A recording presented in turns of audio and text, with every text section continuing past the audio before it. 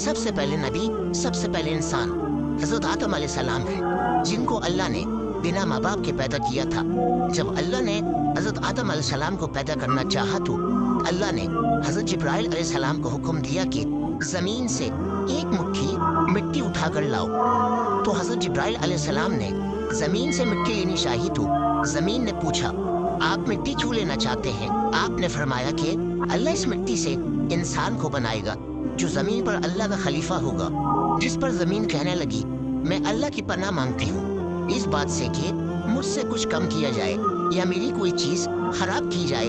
تو حضرت جبرائیل علیہ السلام بنا مٹی لیے واپس چلے آئے اور اللہ سے عرض کیا، اے میرے رب، زمین نے تیری پناہ مانگی تو میں تیرے نام اور تیرے عزت کا ادب رکھتے ہوئے واپس آ گیا اور اسے پناہ دے دی۔ پھر اللہ نے حضرت میکائیل علیہ السلام کو بھیجا تو وہ بھی اسی طرح واپس آ گئے۔ پھر اللہ نے حضرت اسرائیل علیہ السلام کو بھیجا۔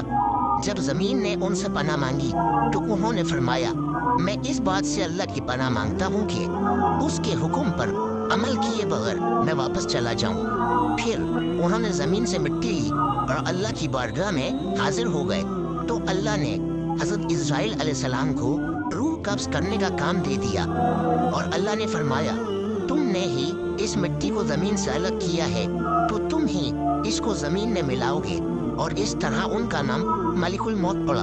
ہمارے پیارے نبی ارشاد فرماتے ہیں کہ اللہ نے حضرت آدم علیہ السلام کو ایک مٹھی مٹی سے پیدا کیا ہے جو پوری زمین سے لائی گئی تھی، جس میں لال، سفید، کالی، نرم اور سخت مٹی شامل تھی۔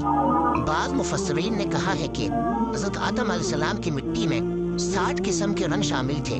وہ تمام رنگ آپ کی اولاد میں پائے جاتے ہیں۔ جب زمین سے مٹی آ گئی تو مٹی کا گارا بنایا گیا، پھر اس پر کئی سال بارش برسائی گئی، پھر اسے ہوا کے ذریعے خشک کیا گیا تو پجنے والی مٹی کی طرح ہو گئی۔ پھر فرشتوں کو حکم ہوا کہ اس کو میدان عرفات کے پاس وادی نعمان میں رکھ دو۔ اس کے بعد اللہ نے اپنے دستے قدرت سے حضرت آدم علیہ السلام کا پتلا بنایا۔ جب حضرت آدم علیہ السلام کا وجود بن گیا تو فرشتوں نے پہلے کبھی ایسی خوبصورت شکل و صورت نہ دیکھی تھی۔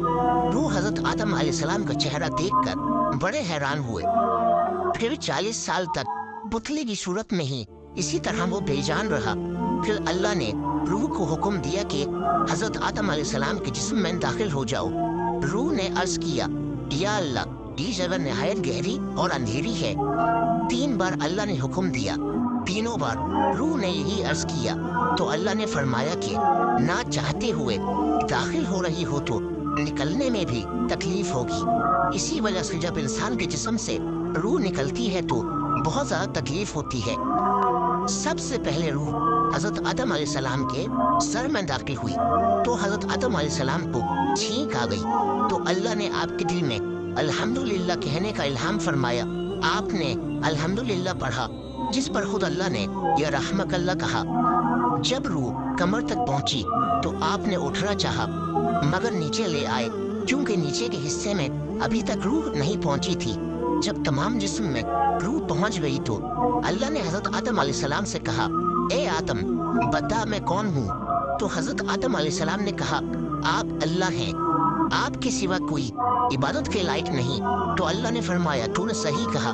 پھر اللہ نے حضرت آدم علیہ السلام کو فرشتوں کی بیٹھی ہوئی جماعت کے پاس بھیجا اور فرمایا، جا کر کہو السلام علیکم۔ تو انہوں نے فرشتوں سے کہا، السلام علیکم۔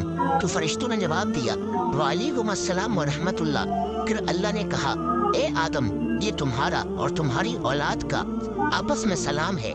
تو اس طرح سے حضرت آدم علیہ السلام، جو کہ پہلے نبی اور پہلے انسان تھے، ان کی تخلیق ہوئی۔ کمنٹ میں سبحان اللہ ضرور لکھیں۔